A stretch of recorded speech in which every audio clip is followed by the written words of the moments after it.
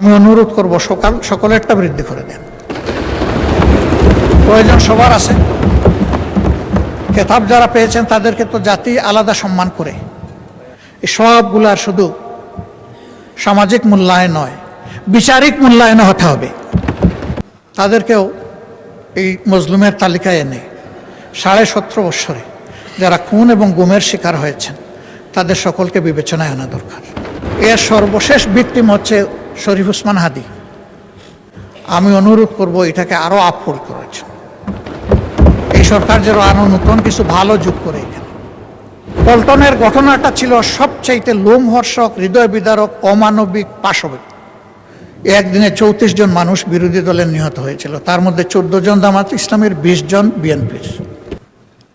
এখানে এই বাজেটে আমাদের 71-এর মুক্তিযুদ্ধে যারা অংশগ্রহণ করেছেন তাদের পূর্বের ভাতাটা বহাল রাখা হয়েছে। খেতাবপ্রাপ্ত মুক্তিযোদ্ধাদের ভাতা কিছুটা বৃদ্ধি করা হয়েছে। আমি অনুরোধ করব সকলেরটা বৃদ্ধি করে দেন। প্রয়োজন সবার আছে। খেতাব যারা পেয়েছেন তাদেরকে তো জাতি আলাদা সম্মান করে, কিন্তু প্রয়োজনটা আছে সবার। এই জন্য সবাইকে এই জায়গায়, সম্মানের জায়গায় আমরা নিয়ে আসি। গত 17.5 বৎসরে যত মানুষ জুলুমের শিকার হয়েছে, এমনকি 28 অক্টোবর থেকে, 28 অক্টোবর শুধু জামাতের লোকেরা নিহত হয় নাই, একদিনে 34 জন মানুষ বিরোধী দলের নিহত হয়েছিল, তার মধ্যে 14 জন জামাত ইসলামের, 20 জন বিএনপির। পল্টনের ঘটনাটা ছিল সবচাইতে লোমহর্ষক, হৃদয় বিদারক, অমানবিক, পাশবিক। এই জন্য এইটা রেকর্ডে গিয়েছে। তাদেরকেও এই মজলুমের তালিকায় এনে 17.5 বৎসরে যারা খুন এবং গুমের শিকার হয়েছেন তাদের সকলকে বিবেচনায় আনা দরকার।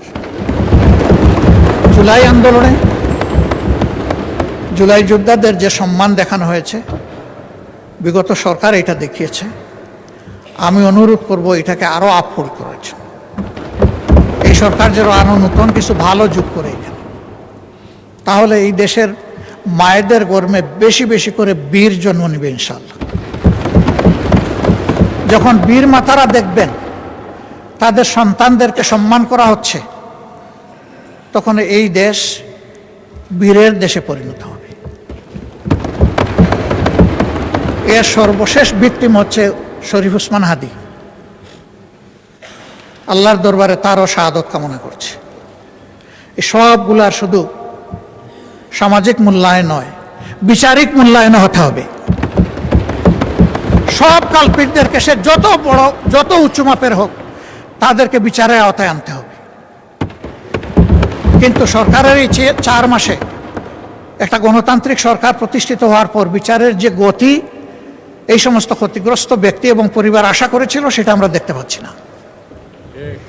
আমরা দৃশ্যমান অগ্রগতি দেখতে চাই এই বিচারে। এবং আমি বিশ্বাস করি আমাদের নেতৃবৃন্দ নিহত হয়েছেন বেশি, কিন্তু জনশক্তি, কর্মী তো নিহত হয়েছে বিএনপিরই বেশি।